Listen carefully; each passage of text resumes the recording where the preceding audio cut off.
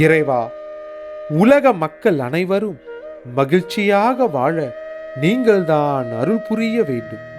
நோய் பிணி நீங்கி அன்பு பெருகி மக்கள் என்றும் இன்புற்று வாழ வேண்டும். உங்கள் திருப்பாதம் அடைந்த அனைத்து ஆத்மாக்களும் சாந்தி அடைய வேண்டும்.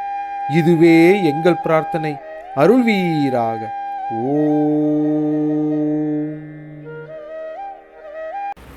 அனைவருக்கும் வணக்கம். உங்கள் அனைவரையும் மீண்டும் இந்த நலம்தானா நிகழ்ச்சியில் சந்திப்பதில் மிகுந்த மகிழ்ச்சி. நாம் இதுவரைக்கும் பார்த்தோன்னாக்க அறுசுவை உணவு, நல்ல உணவு, சத்தான உணவு, ஆரோக்கியமான உணவு இப்படின்னு உணவு பற்றி நிறைய பார்த்துட்டு வந்துட்டுருக்குறோம். அந்த வகையில் இன்றைய நிகழ்ச்சியிலும் நம்ம உணவு பற்றி தான் பார்க்க போகிறோம். குறிப்பாக இன்னும் 2 வாரத்தில் பார்த்திங்கன்னா நமக்கு சித்திரை புத்தாண்டு வரப்போகின்றது. சித்திரை புத்தாண்டு அப்படின்னாலே நமக்கு என்ன ஞாபகம் வரும்னா நல்ல வெயில், கோடை காலம் இல்லையா? ஸோ அந்த வகையில் இந்த கோடை காலத்துக்கு தகுந்த, அதாவது சூடு உஷ்ணமான இந்த காலத்துக்கு தகுந்த உணவு வகைகளை பற்றி நம்ம பார்க்க போகிறோம். இன்றைக்கு என்னோடு இந்த நிகழ்ச்சியில் சிறப்பு விருந்தினராக கலந்து கொள்பவர் என்னுடைய நண்பர் மிஸ் ஈஷ் அல்லது நிங்கேஸ்வரி மணியம் அவர்கள். பாஸ்.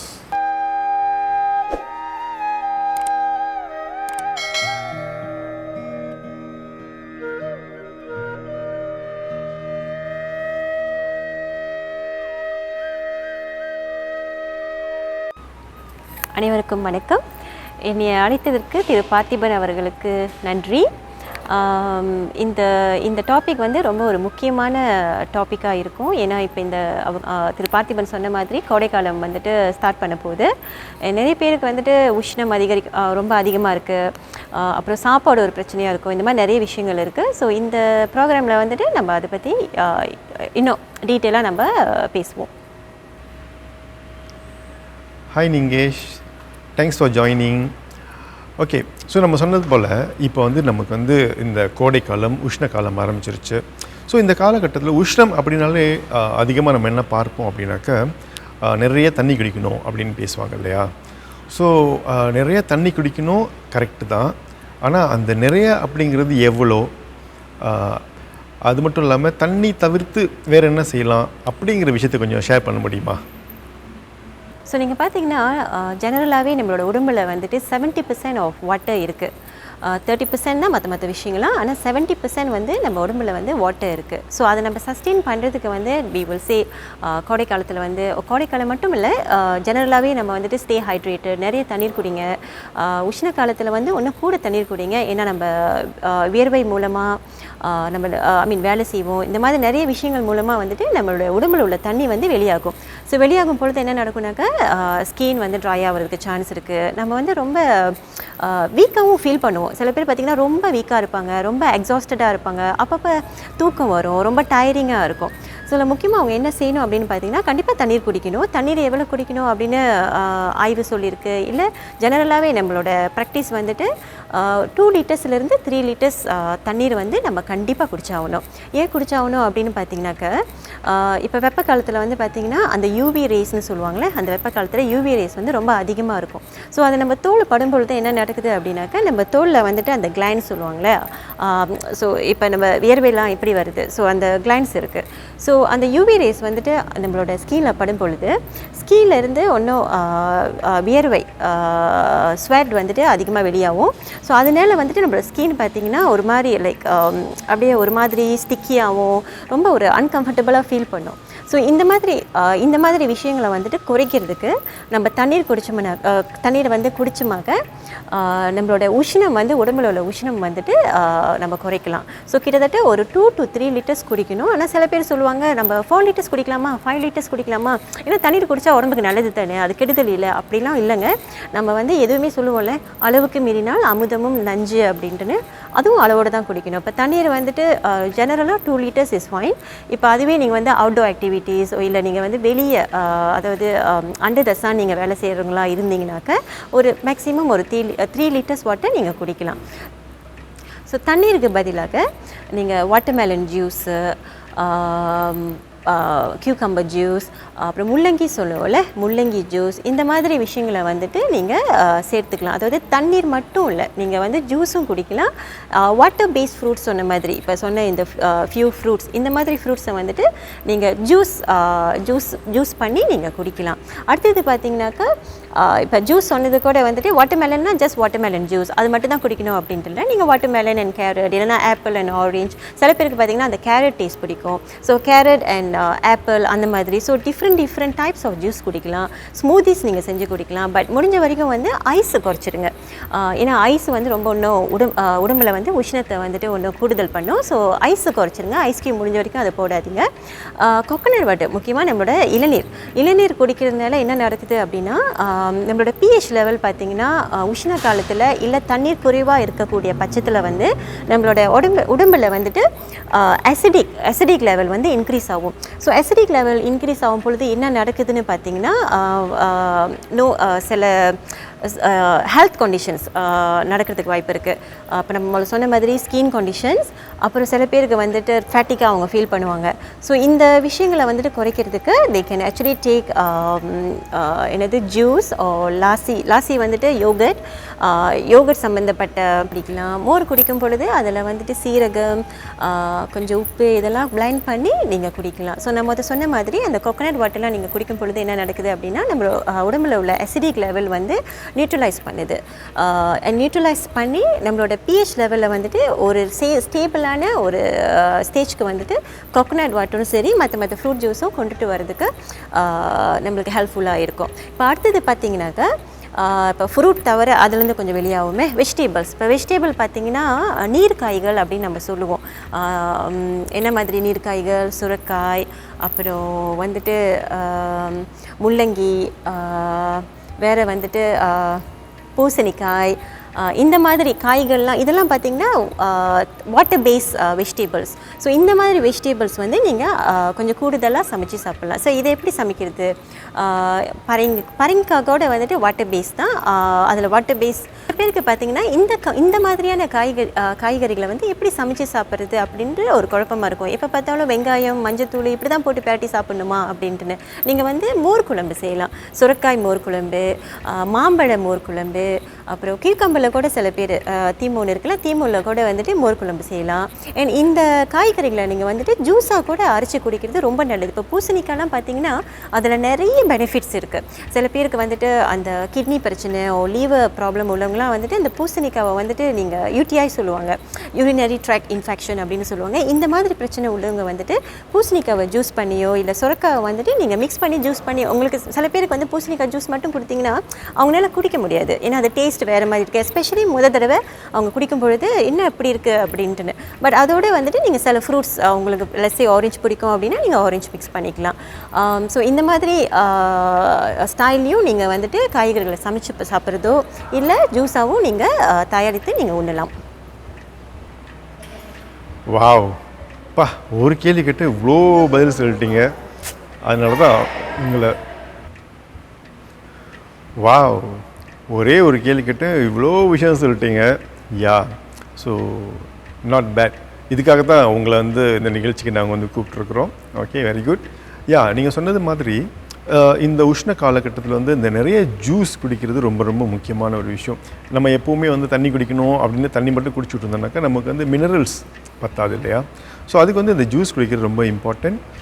நீங்கள் சொல்லியிருந்தீங்க சில விஷயங்கள்லாம். இந்த ஜூஸ் அப்படி மட்டும் இல்லாமல் நமக்கு வந்து பார்த்திங்கன்னா இந்த சீரகம் இருக்குது, வெந்தயம் இருக்குது, இதெல்லாம் கூட நம்ம வந்துட்டு தண்ணி செய்யலாம். அந்த வெந்தயத்தை வந்து ஊற வச்சு அந்த தண்ணியை குடிக்கலாம். சீரகத்தை வேக வச்சு அந்த தண்ணியை குடிக்கலாம். இதுவும் கூட வந்து நம்ம வந்து உடல் உஷ்ணத்தை குறைத்து மற்றபடி நம்ம உடலுக்கு வந்து இன்னும் அதிகமான ஊட்டச்சத்துக்களை வழங்குவதற்கு ரொம்ப ஏதுவாக இருக்கும். சரிங்களா? அது மட்டும் இல்லாமல் நீங்கள் சொல்லியிருந்தீங்க இந்த நீர் சத்து நிறைந்த காய்கறிகள், வாட்டர் பேஸ் வெஜிடபிள்ஸ் சொல்லியிருந்தீங்க. ஸோ இந்த வாட்டர் பேஸ் வெஜிடபிள்ஸ்லாம் நம்ம யூஸ் பண்ணி சமைக்கிறது ரொம்ப முக்கியமான விஷயம்.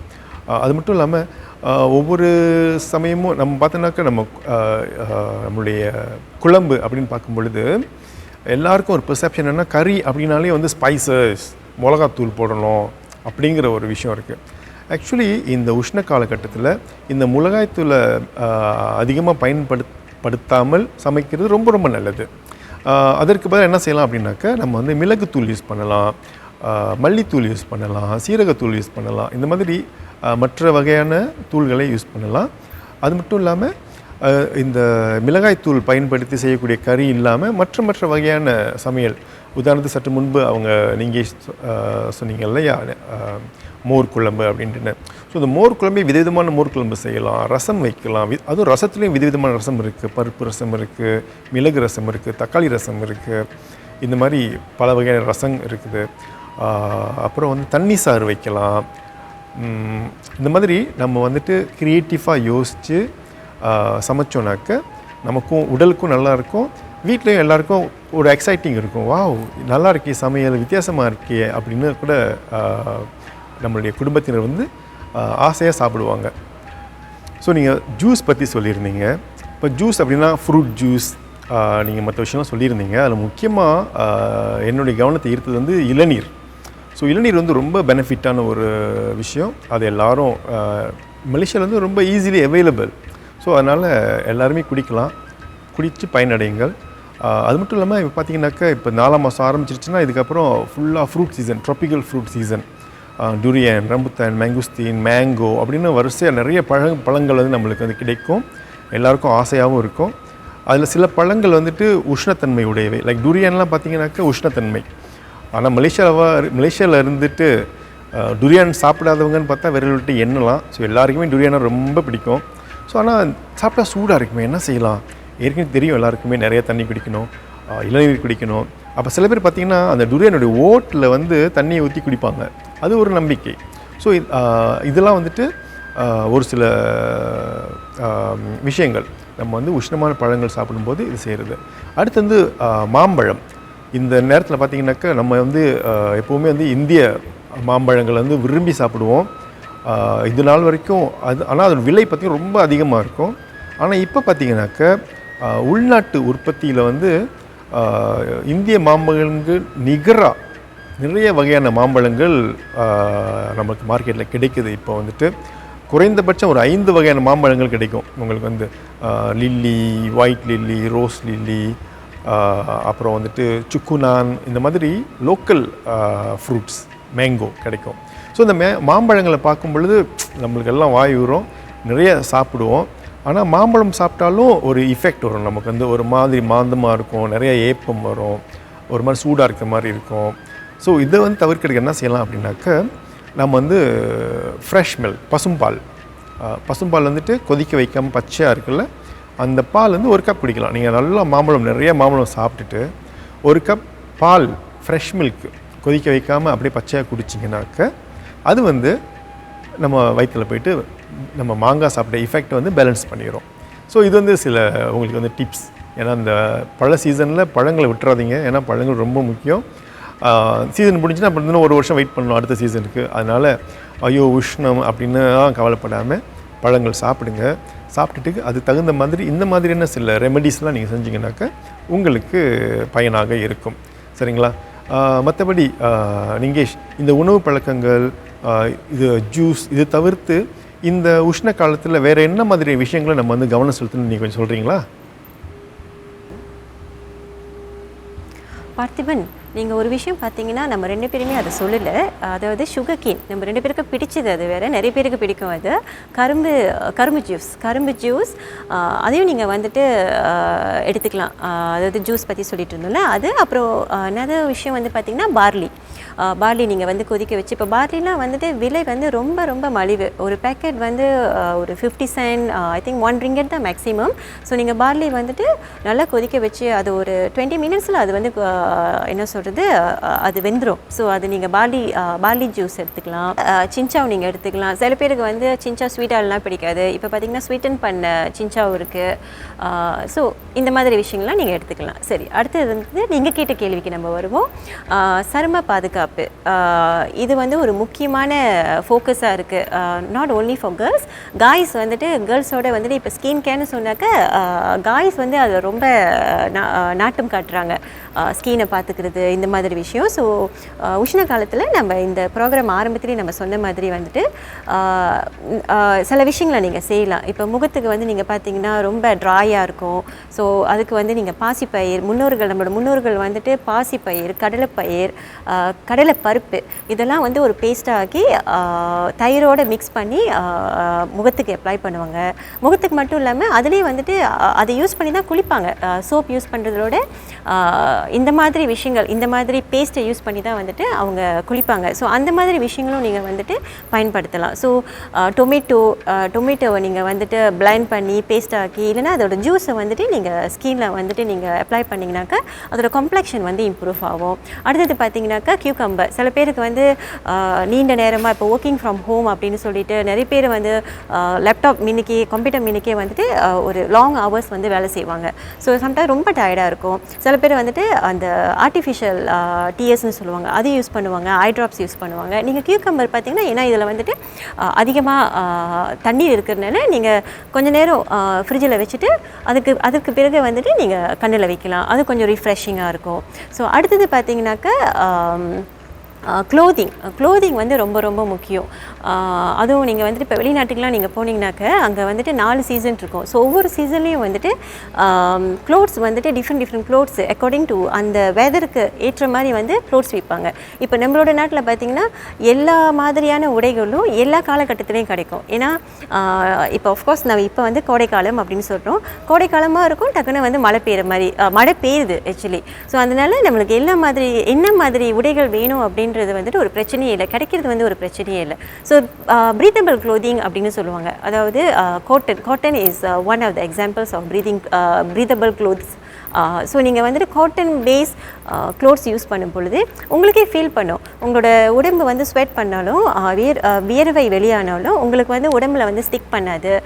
சில பேருக்கு பார்த்திங்கன்னா அந்த பாடியோட வந்து வெரி ஸ்ட்ராங்காக இருக்கும், ரொம்ப ஸ்ட்ராங்காக இருக்கும். ஸோ இந்த மாதிரி க்ளோத்ஸை வந்து பார்த்து அவங்க பயன்படுத்தும் பொழுது, அதாவது பார்த்து பயன்படுத்துதுன்னா அவங்க பாடிக்கு ஏற்ற மாதிரி அவங்க சூஸ் பண்ணும் பொழுது அவங்களுக்கே கம்ஃபர்டபுளாக ஃபீல் பண்ணும். ஸோ க்ளோதிங்லேயும் நம்ம வந்துட்டு ஃபோக்கஸ் பண்ணிடும். ஏன்னா நம்ம வந்து காலையிலேருந்து நைட் வரைக்கும் நம்ம க்ளோத்ஸ் போட்டுட்ருக்கோம், நைட் தூங்கும் பொழுதும் நம்ம க்ளோத்ஸ் போட்டுட்ருக்கோம். ஸோ நம்ம எந்த மாதிரி க்ளோத்ஸ் நம்மளுக்கு போட்டாக்க நமக்கு சரியாக இருக்குது அப்படின்றத வந்துட்டு அதை நம்ம கொஞ்சம் புரிஞ்சுக்கணும். சில பேர் பார்த்திங்கன்னா சில க்ளோத்ஸ் போட்டோன்னே அவங்களுக்கு வந்து ஒரு மாதிரி இச்சினஸ், ஒரு மாதிரி ஃபீல் பண்ணும், அவங்களுக்கு கம்ஃபர்டபுளாகவே இருக்காது. அப்படின்னா அவங்களுக்கு அந்த மாதிரி ஒரு மெட்டீரியல், அந்த மாதிரி டைப் ஆஃப் மெட்டீரியல் வந்து அவங்களுக்கு சரியாக இல்லை அப்படின்ட்டுன்னு. ஸோ க்ளோதிங்லேயும் நம்ம வந்துட்டு கொஞ்சம் மாற்றி அமைச்சிக்கலாம் அக்கார்டிங் டு த வெதர். யா, ரொம்ப கரெக்ட். ஸோ இந்த உஷ்ணமான காலகட்டத்தில் வந்து நம்ம உடை வந்து ரொம்ப முக்கியம். அதை நீங்கள் குறிப்பிட்டு சொன்னீங்க, நன்றி. ஏன்னா நம்ம ஆரம்பத்துலேருந்து உணவு அப்படின்னு சொல்லியிருந்தோம். என்னடா உடையை பற்றி பேசுகிறாங்கன்னு பார்க்காதீங்க. ஏன்னா நம்மளுடைய உடை ஆள் பாதி ஆடை பாதின்னு சொல்லுவாங்க இல்லையா, அந்த வகையில் உணவுக்கு எவ்வளோ இம்பார்ட்டன்ஸ் கொடுக்குறோமோ அதே அளவு உடைக்கும் நம்ம கொடுக்கணும், சரியா? ஸோ அந்த வகையில் இந்த உஷ்ணமான காலகட்டத்தில் எந்த மாதிரி உடைகள் நம்ம வந்து அணிந்தால் நமக்கு சௌகரியமாக இருக்கும், நமக்கு சுலபமாக இருக்கும், ஏதுவாக இருக்கும் அப்படின்னு பார்த்து நம்ம அணிகிறது ரொம்ப முக்கியம். மீண்டும் நம்ம இந்த உணவுக்கே வருவோம். சற்று முன்பு நம்ம சொன்னது போல் இந்த சூடான காலகட்டத்தில் வேறு என்ன மாதிரி உணவுகள் நம்மெல்லாம் சமைச்சு சாப்பிட்லாம் அப்படின்னு பார்த்திங்கனாக்கா, நம்ம ட்ரெடிஷ்னலி நமக்கு வந்து ஒரு ஏற்பாடு இருக்குது.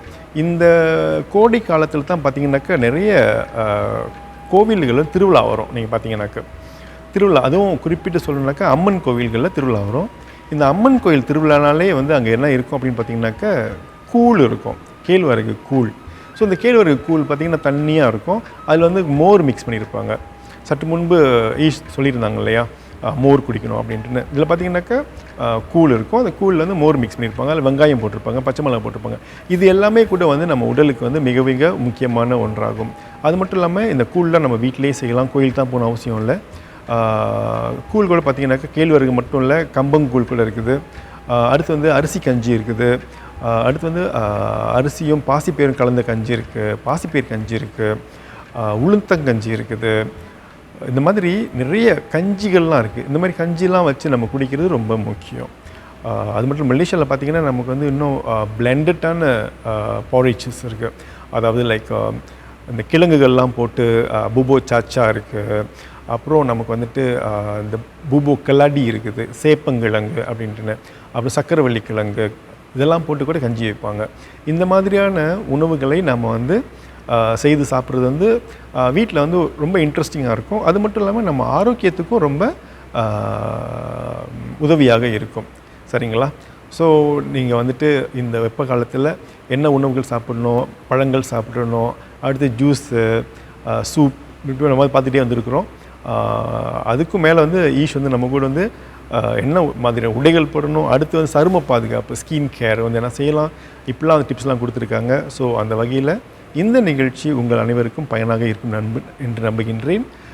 நம்மோடு இன்று இங்கு இணைந்த நண்பர் மிஸ் நெங்கேஸ்வரி மணியம் அவர்களுக்கு நன்றி. மற்றும் இந்த நிகழ்ச்சியை பார்த்துக்கிட்டு இருக்க உங்கள் அனைவருக்கும் நன்றி கூறி விடைபெறுவது நான் பார்த்திபன் ராமச்சந்திரன். நன்றி, வணக்கம். ஆரோக்கிய அகண்ட வேள்வியின் அடுத்த கட்ட பரிணாம வளர்ச்சியாக இதோ மலர்ந்து விட்டது ஆரோக்கியா ATV யூடியூப் சேனல்.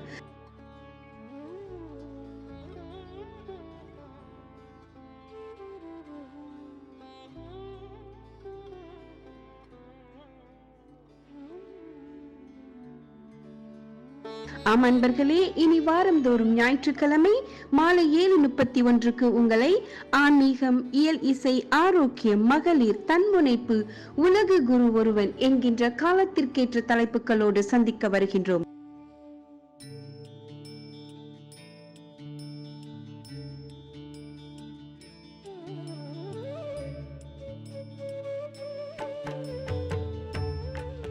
காணத் தவறாதீர்கள் ஆரோக்கியா ATV யூடியூப் சேனல்.